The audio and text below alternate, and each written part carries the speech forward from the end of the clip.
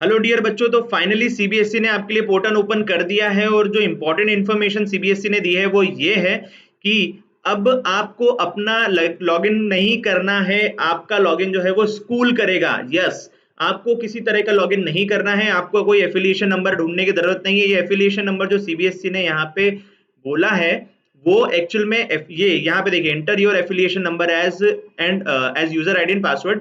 ये स्कूल का affiliation number है। स्कूल को आपका लॉगिन करना है। स्कूल को इन्फॉर्म करेंगे और स्कूल इस आपके जो रिक्वेस्ट है उसको आगे फॉरवर्ड करेगा। ऐसा क्यों बोल रहा हूं मैं? वो ऐसा इसलिए बोल रहा हूं कि यहाँ पे आपने एक सर्कुलर देखा होगा, online submission of LOC in respect of regular candidates. ये आप ही का इन्फॉर्मेशन है, ये रेगुलर स्टूडेंट के लिए है। ये प्राइवेट कैंडिडेट का जो इन्फॉर्मेशन था, ये वाले सर्कुलर के ऊपर वीडियो हम ऑलरेडी बना चुके हैं।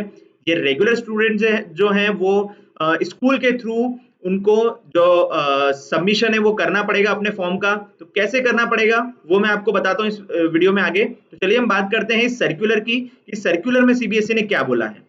तो सर्कुलर में सीबीएसई ने इंफॉर्मेशन दी है कि ये सर्कुलर बेसिकली है उन बच्चों के लिए जिन्होंने 2021 वाले सेशन में as a regular candidate school में सब एडमिशन लिया हुआ था और वो 10th और 12th के स्टूडेंट्स थे। और उन्हीं की लिस्ट के बारे में यहाँ पे सीबीएसई ने बताया है कि कैसे स्कूल को आगे फॉरवर्ड करना है, सभी की डिटेल्स। अब यहाँ पे देखिए, in the continuation of the policy, यहाँ पे उसने बताया है कि जो रेगुलर स्टूडेंट रहे हैं उनको अगर एग्जाम देना है तो उनकी एग्जाम 25 तारीख से स्टार्ट होगी। अब कौन एग्जाम दे सकता है उसके बारे में भी सीबीएसई ने बताया है। तो सीबीएसई ने 4 कैटेगरीज बताई है। ऐसे स्टूडेंट जो सेटिस्फाई नहीं है अपने रिजल्ट से। पहला, ऐसे स्टूडेंट जो कंपार्टमेंट वाले स्टूडेंट हैं, एक या दो सब्जेक्ट। देखिए यहाँ पे क्लियरली मेंशन है 1 और 2 सब्जेक्ट। अगर एक या दो सब्जेक्ट है तो कंपार्टमेंट, उससे ज्यादा अगर किसी को होती तो फेल के क्राइटेरिया में आ जाता है। ठीक है।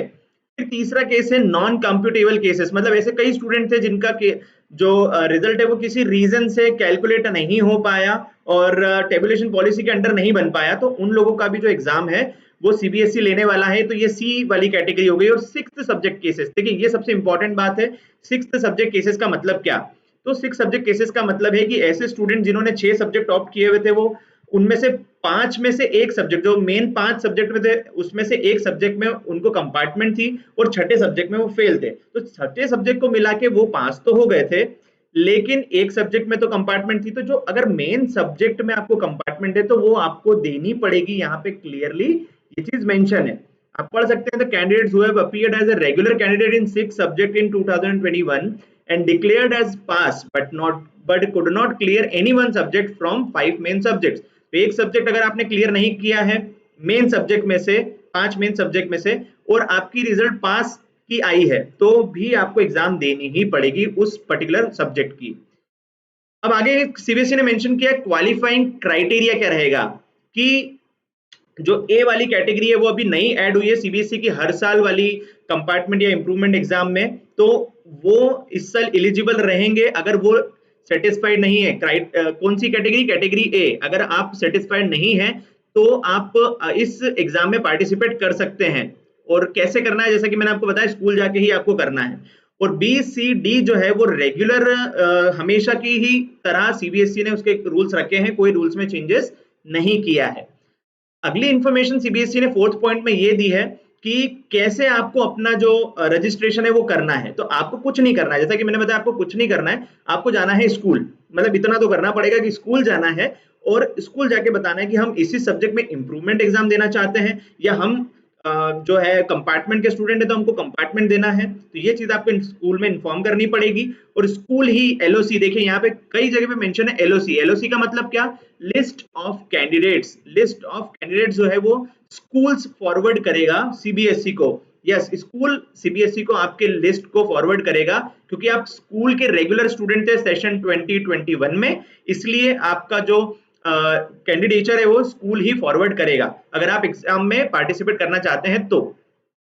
अब उसके बाद में सीबीएसई ने और इस सर्कुलर में मेंशन किया है कि ऐसा कोई प्रोविजन नहीं है कि आप डायरेक्ट सीबीएसई को ही अपना कैंडिडेचर सेंड कर दें। ऐसा कोई प्रोसीजर नहीं है। ये जो भी सेंड करना है आपको स्कूल वाले ही सेंड करेंगे सीबीएसई को आपकी सारी डिटेल्स और आपके सारे सब्जेक्ट्स। ठीक है। आगे बताया है कि है ना the facility for school to submit list of such candidates to CBSE website will remain available. देखिए इसमें अब जो डिटेल्स है आगे वो मैक्सिमम डिटेल्स जो है वो किसकी है, स्कूल्स के लिए, कि कैसे स्कूल्स को सबमिट करना है सारी डिटेल्स को, ठीक है। हाँ, एक सेंटर को लेकर बहुत सारे स्टूडेंट्स का हमारे पास में क्वेश्चन आ रहा था कि सेंटर का क्या होगा सर, सेंटर कैसे होगा।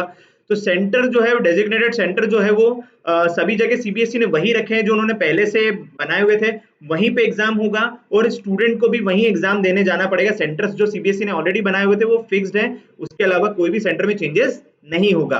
तो आपको सेंटर पे पहुंच के जो सोशल डिस्टेंसिंग के नॉर्म्स का को फॉलो करना है, ये भी सीबीएसई ने क्लियरली मेंशन किया है, ठीक है। अब कौन से सब्जेक्ट्स हैं जिसके आपको एग्जाम देने हैं, तो क्लास 12th के 19 सब्जेक्ट्स हैं, आपको स्क्रीन पे दिखाई दे रहे होंगे। क्लास 12th के 19 सब्जेक्ट्स हैं, इन क्लास 10th के 10 सब्जेक्ट्स हैं, 10 सब्जेक्ट हैं क्लास 10th के, ये भी आपको स्क्रीन पे दिखाई दे रहे हैं यहाँ पे, ठीक है। अब कुछ और इंपॉर्टेंट डिटेल्स है कि फीस क्या रहेगी। तो फीस कुछ नहीं देनी है आपको, आप ऑलरेडी फीस पे कर चुके हैं और आपकी एग्जाम नहीं हुई थी, तो इसलिए आपको कोई अलग से फीस पे करने की जरूरत नहीं है। आगे बढ़ते हैं और आगे बात करते हैं और भी डिटेल्स की कि जो ये प्रोसीजर क्या रहेगा। तो ये भी जो इन्फॉर्मेशन है वो स्कूल के लिए है, इसके जो तरीके हैं वो स्कूल के लिए मेंशन किए गए हैं। आपको बस स्कूल में इन्फॉर्म करना है, अगर आप इम्प्रूवमेंट वाले हैं, कि अगर आप कंपार्टमेंट वाले हैं तो भी एक बार स्कूल से कॉन्टैक्ट कर लें, पर आपके तो लिस्ट ऑलरेडी स्कूल भेज ही देगा।